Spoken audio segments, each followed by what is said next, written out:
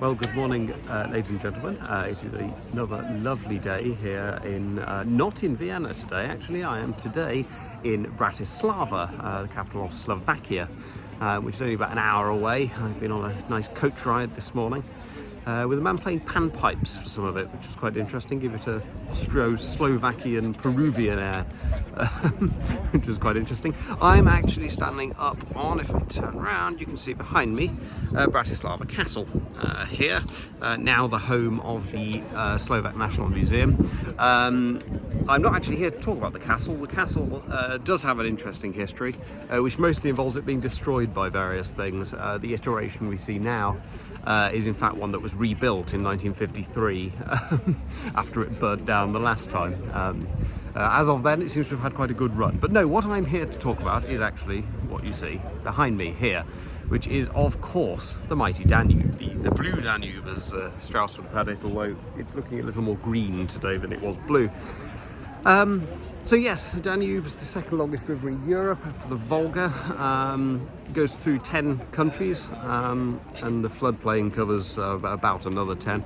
It passes through Germany, Hungary, Austria, Slovakia, Croatia, Romania, Bulgaria, Moldova and Ukraine. I think I might have missed one there, but it passes through a lot of countries. Anyway, 4 capital cities along it, one of them being Vienna, the other one being Bratislava, but also Belgrade and Budapest.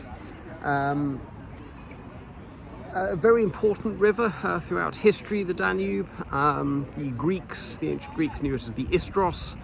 Herodotus writes about it in his histories. He says that the Istros rises in the lands of the Celts and passes down through the polis of Pyrene and splits Europe in two. Istros, the Greek word, is believed to come from probably Sanskrit or Iranian, or Iranic, I should say, pre-Iranian, but Iranic languages, sort of a word meaning swift. There is also at the same time the Thraco-Phrygians call it the Maneos, and then we come to the Romans. So the Romans, they had it as the Danubius, and it was really the northern border of the Roman Empire throughout its history, the Danubian limes, as they were called, the borders. They did make the occasional sort of sally north of it.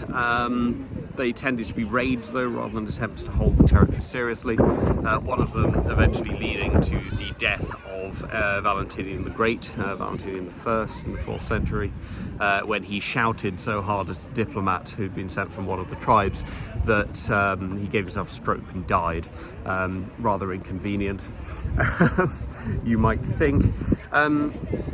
So yes, Danuvius seems to come from Proto-Indo-European, and it is, you might guess, the root of the words. The Indo-European word it comes from either means river goddess or flow.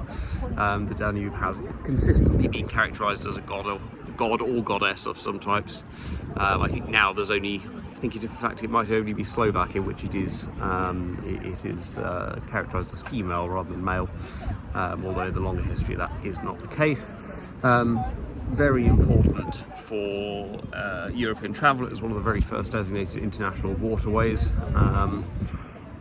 It is navigable more or less all of its length. Has many islands. One of them, Abercalais, I think it was called, Abercalais. Sorry, let's check my notes that I have open here.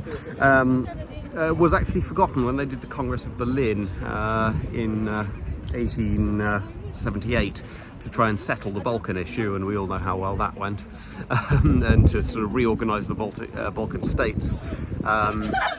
This island was forgotten. They forgot to mention it in any of the documents, so it remained de facto Turkish for a while, until in the 20s the Romanians decisively claimed it as their own rather from the Sultan. It's yes, as I say, mostly navigable all the way down, although in the 19th century the Times of London did describe it as being so beset with ice that it would risk, that trying to go through it at the wrong point of the year would risk chopping a ship in two like a carrot. Interesting one. It's also run by various international bodies, or at least partially governed by them, although obviously national sovereignty does apply. That's the International Commission for the Protection of the Danube and the Danube Commission, one first of which deals with the environmental bits and bobs, second of the government. The other noteworthy point of the Danube is that in recent years it has been the source of some degrees of piracy, although there are some questions about this. Firstly, I mean, if you'll forgive me to lawyer for a minute, it's strictly speaking not piracy because it's on a river, not on the high seas, but that sort of thing. But also there have been some questions. Some people have suggested that actually what this was not so much people coming on stealing things from the boats, but the crews of the boats stealing things and then blaming it on piracy. And so exactly how true those are might depend on which government and who you talk to exactly. But yes, I am overlooking it. It is very beautiful. It is quite lovely, and in fact the old city, I thoroughly recommend a trip to Bratislava.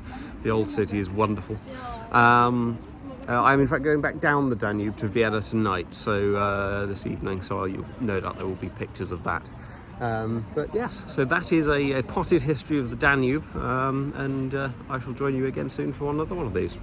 Bye for now.